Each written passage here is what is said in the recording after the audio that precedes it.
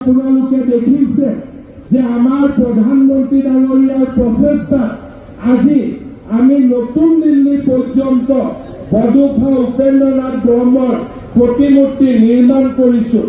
আজি বাথৌ ধৰ্মৰ প্ৰতিটো উপাসনাস্থলী যাতে সুন্দৰ হয় তাৰ বাবে আমি চেষ্টা কৰিছো।